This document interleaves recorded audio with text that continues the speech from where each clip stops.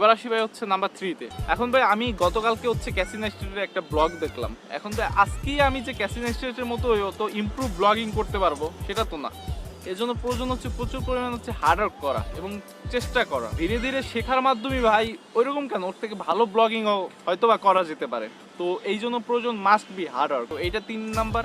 প্রথমে যে 3টা জিনিস ছিল আমি যেটা ভেবে বসেছিলাম যে ব্লগিং করার জন্য প্রয়োজন খুব দরকার, সে 3টা জিনিস তো আমার মধ্যে একটাও ছিল না। পরে যে 3টা জিনিসের কথা জানতে পারলাম, আমার যা মনে হচ্ছে যে আমার মধ্যে ওই 3টা জিনিস আছে। তো আজ থেকে আমার সব এক্সকিউজেস বাদ দিয়ে I will be making blog